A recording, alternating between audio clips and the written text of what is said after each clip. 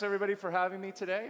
I'm going to start with just a very quick introduction to MyFitnessPal if you're not familiar with us. So we're a mobile app. We basically have made it easier than it's ever been before to track what you eat.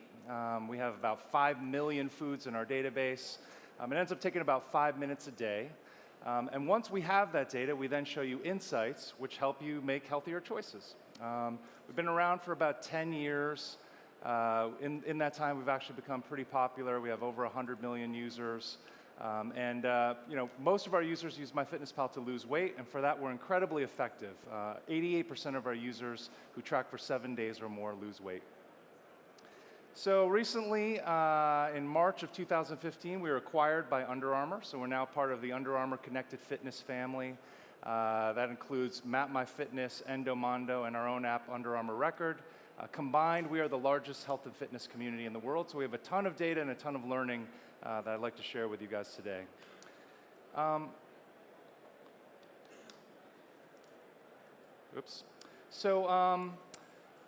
thing that we talk about at the company, our true north is user success. We talk about this all the time to all our employees, that our core belief is that when our users succeed at reaching their health and fitness goals, we'll succeed as a company. Basically, everything you want to do as a business is easier if users love your product. It's easier to grow, it's easier to make money if your product works and people are having success with it. So that is what we care about. That's the problem that we've been deadly focused on for the last 10 years. So what I want to share with you today is what we've learned in those 10 years, what the data from our 100 million users has taught us as we've been working on this problem. So first, I think it's pretty obvious, but it's worth noting that you have to first start with the data. You have to know where you stand. So it's amazing to me still how little people know about the foods that they eat. And so one of the things, as an example, when I first started food tracking, I learned that mayonnaise has 90 calories per tablespoon, and mustard has 5 calories per tablespoon. And literally, since I learned that, I haven't eaten mayonnaise since. Those kinds of moments of clarity, we call them, happen every day for our users, and they lead to permanent behavior change. Once you've realized that, it's really hard to go back. But another example of this, so these kinds of moments, we call them making the invisible visible. Step tracking is another good example of that. Just by having an easy way to be able to tell how many steps you've taken during a day makes you walk more. But it's pretty clear that data is not enough. This is a quote actually from PricewaterhouseCoopers. The gist of it is that you need to do more than data in order to help users succeed. You've got to provide insights. This is certainly the conventional wisdom today, and this is also what we believed at MyFitnessPal. So we started working on this problem. We had collected a lot of data. How could we make it more meaningful for our customers? So one attempt at this was to try to help people understand a nutrition label. It's actually pretty hard to read a nutrition label. Most people have no idea what a certain number of grams of carbohydrates really means or how much fat they should have. And so we tried to simplify this. So the idea we came up with was, what if we graded foods, right? It's a simple interpretation of whether a food was healthy or not. So chocolate cake, might be, for example, an F. And broccoli might be an A, right? So this was just the concept that we were playing around with. And one of the things that we try to do at the company is really keep our team close to our customers. And so we want our team to be very customer focused. And one of the ways that we do that is we bring user panels in. So we invite a bunch of our users to come into our office and actually talk to our team. This is a photo of one of those panels.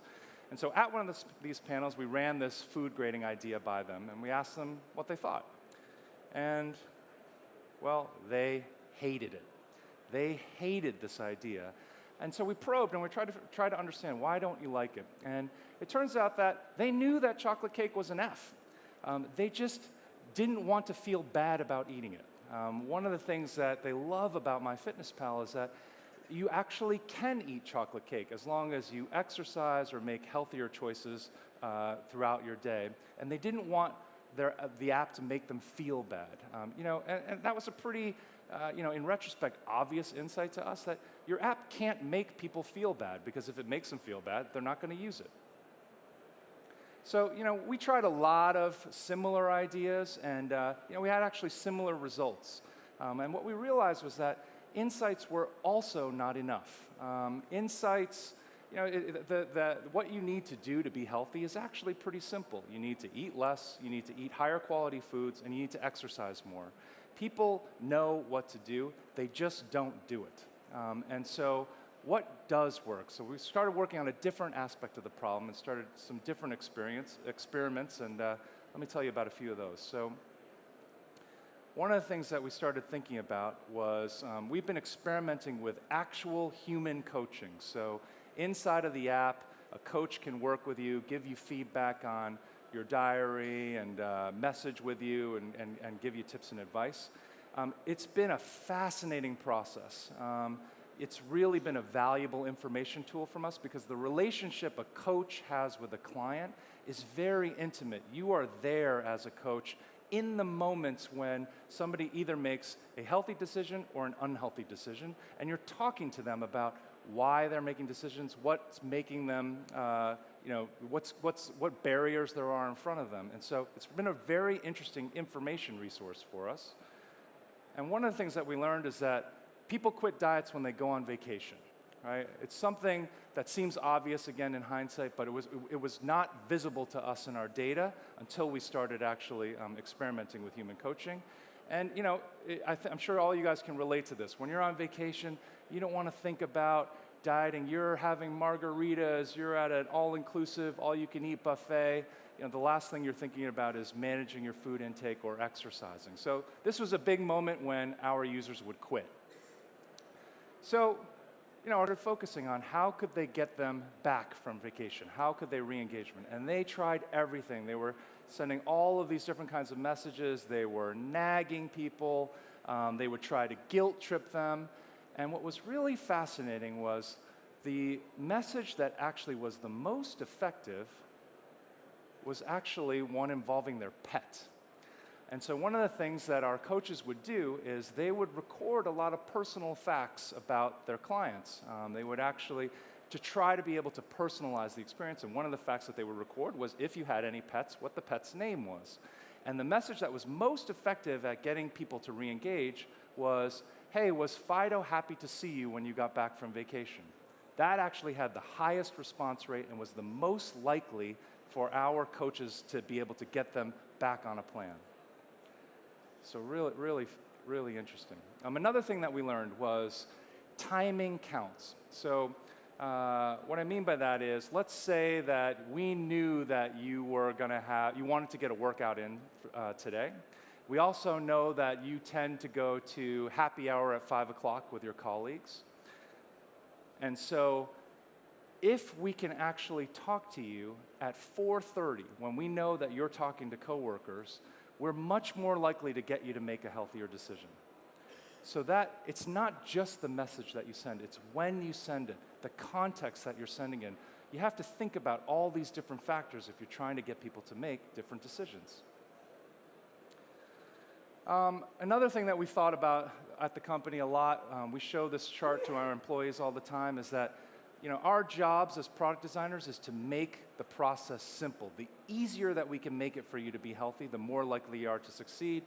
This chart, it's a simple indicator. The red line is actually motivation, so our job is to increase your motivation. The blue line is friction. When those lines cross, that's when users succeed. So we're constantly trying to think about how we can move you to the right of this chart. And so an example of this is actually something we did around cooking. So we learned from our data that people who cook lose 40% more weight than people who don't. Really interesting finding, got us pretty excited. So how could we get more users to cook? But one of the things that we realized was that, and this is feedback that we got from our users, is that logging recipes was really hard.